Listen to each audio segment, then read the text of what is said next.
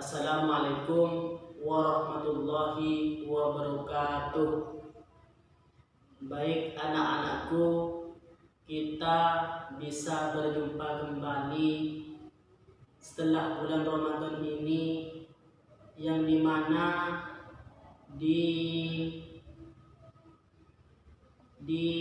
pandemi COVID-19 ini kita hadapi bersama-sama sehingga kita bisa berjumpa kembali pada hari ini.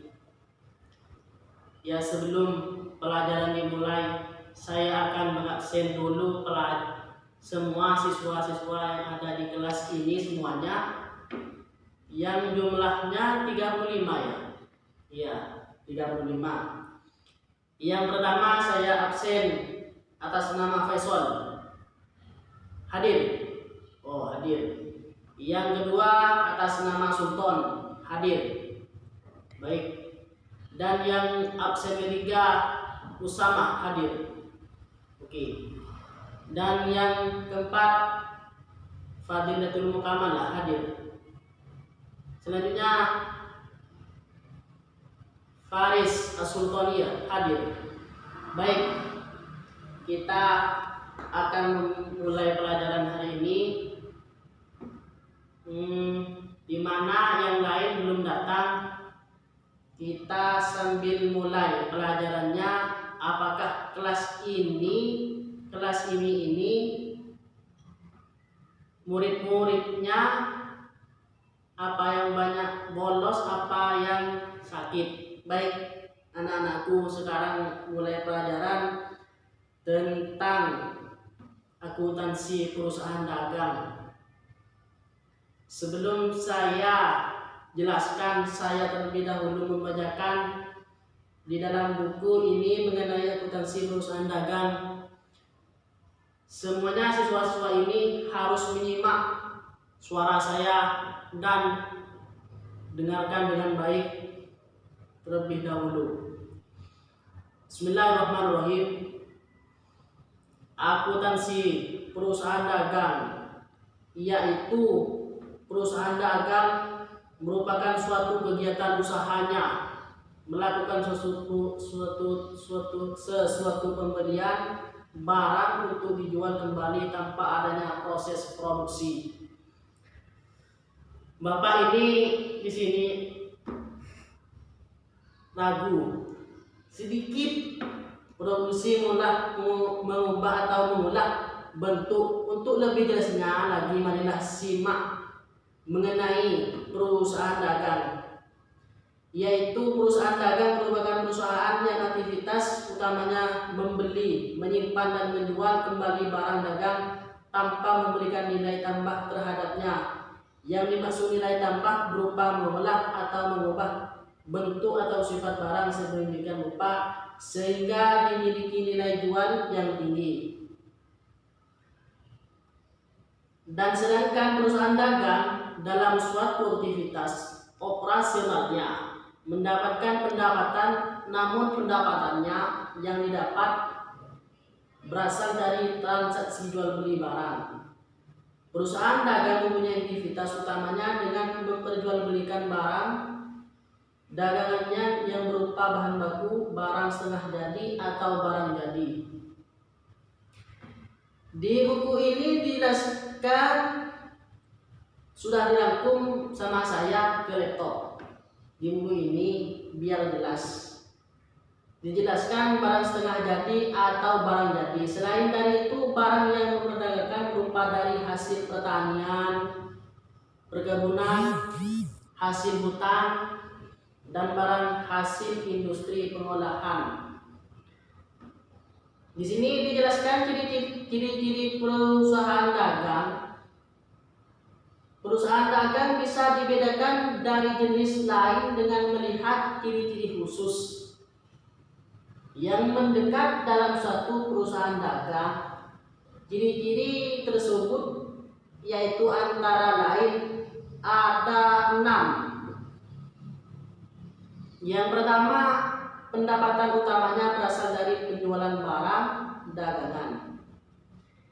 Dan yang kedua, biaya utamanya berasal dari harga pokok barang yang terjual dan biaya usaha lainnya. Sedangkan yang ketiga di sini dijelaskan dalam akuntansinya terdapat akun persediaan barang dagangan. Dan yang keempat, sebagai perantara antara produsen dan konsumen.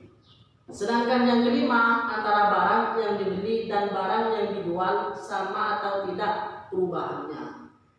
Yang terakhir, tujuan utamanya mencari laba dengan cara menjual dagang dengan harga lebih tinggi dibandingkan dengan harga belinya.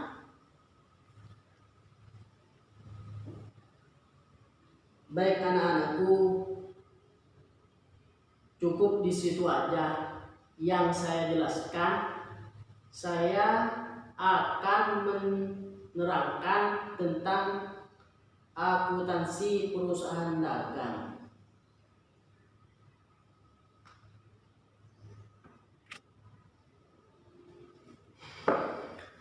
Di sini akan menerangkan akuntansi perusahaan dagang berupa pembelian atau penerimaan.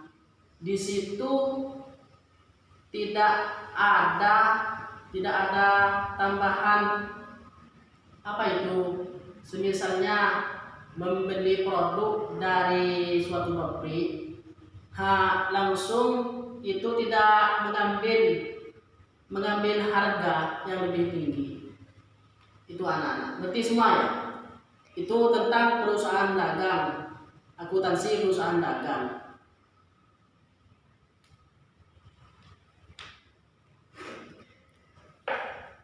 Ya baik anak-anak, kalau tidak paham mengenai akuntansi perusahaan dagang, bertanya-tanya kepada saya di kantor nanti, karena waktunya terlalu mepet, waktu hampir habis. Di sini saya akan memberikan tugas terhadap anak-anak semuanya di kelas ini mengenai perusahaan akuntansi dagang. Tugasnya di sini saya beri dua tentang perusahaan dagang. Yang pertama, catat semuanya, dikumpulkan minggu depan mengenai perusahaan.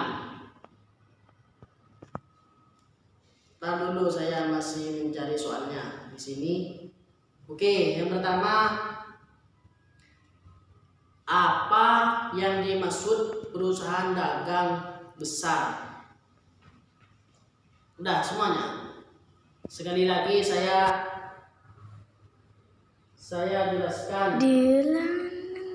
jelaskan satu kali lagi, apa perusahaan dagang besar itu.